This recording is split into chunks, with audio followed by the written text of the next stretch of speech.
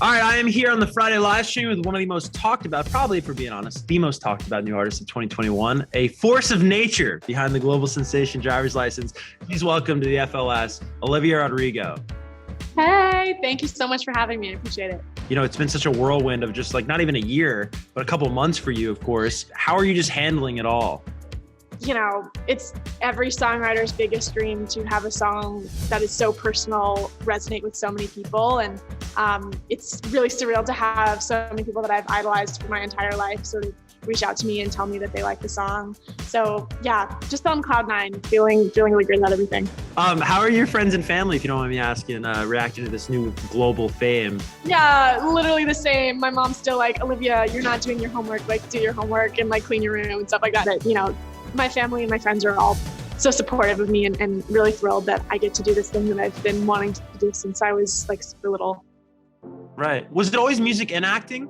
Like hand in hand, or? I fell in love with music first. I've been singing and writing songs since I could literally speak. My mom has like home videos of me making up ridiculous songs when I'm like 3-4 years old and like don't have anything to write about except for like going to the grocery store with my parents. Right. I'm always just like obsessed with emotions. And I think that's why I like songwriting so much. And I think that's also why I like acting so much. But music has always been my first love. Right. Much has been made. Of course, you're a big Taylor Swift fan. She's also, it's a reciprocal thing. She loves you as well. Yeah. Ooh, that was insane. I mean, the first sort of like public interaction I had with her was actually on MTV's Instagram live stream. I sang a cover of Cruel Summer, which is like my favorite track off of her record Lover. And somehow it like got to her and she posted like a little clip of it on her Instagram story and she was like, "You're so talented, thank you for this cover." And I like screamed my head off for 5 minutes. So that was pretty surreal. And you know, there's been a couple other instances of stuff like that. She's just so kind. And yeah, I look up to her a ton. Yeah. Let's talk about Driver's License, of course. The start of that song is really interesting, where it's the one piano note, of course, and then like, you know, the sound of the car door opening. Was that something that, you know, was like sort of like some spice you threw on afterwards at the end, or was that a leading thought of it? It was spice that we threw on afterwards. I wrote that like because I think that's really beautiful. I think it's called like suspension or something in piano, when you just like keep one note the same in one hand and do different things with the other hand, and it sounds like really like heartbreaking, I think, to me. And so I really liked that sort of piano motif.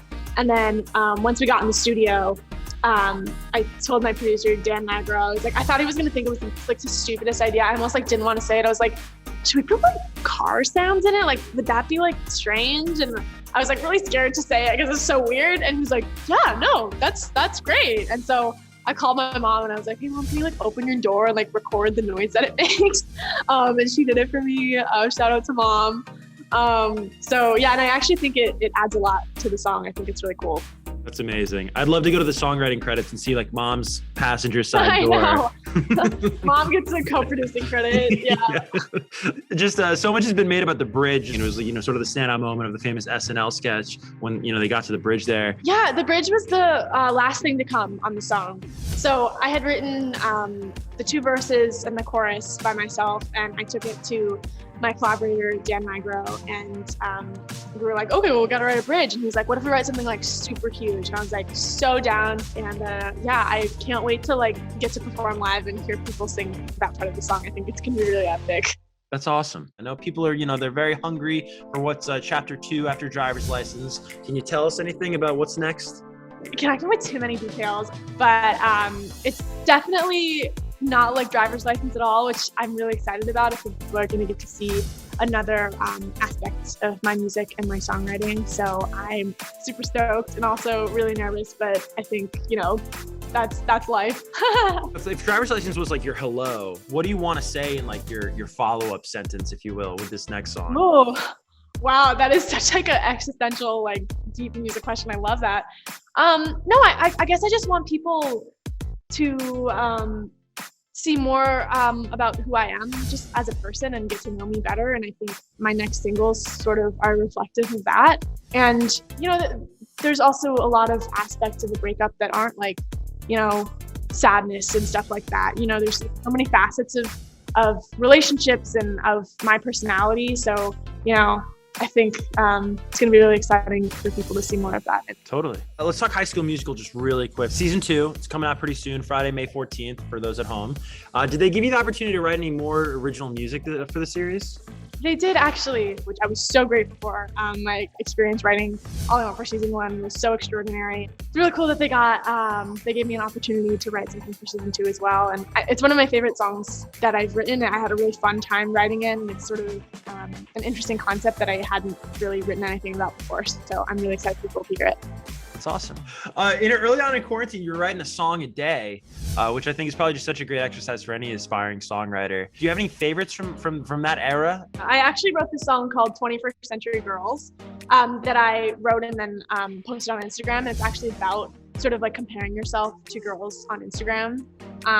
And so, it's super ironic that I like wrote that about like how much I hate Instagram and then just like posted on Instagram. But that was a really special experience. And, seeing everyone react to that song the way that they did was really sort of uplifting, and it just made me like realize how not alone I was feeling in like my sort of insecurity, and I hope it made other people feel more seen too.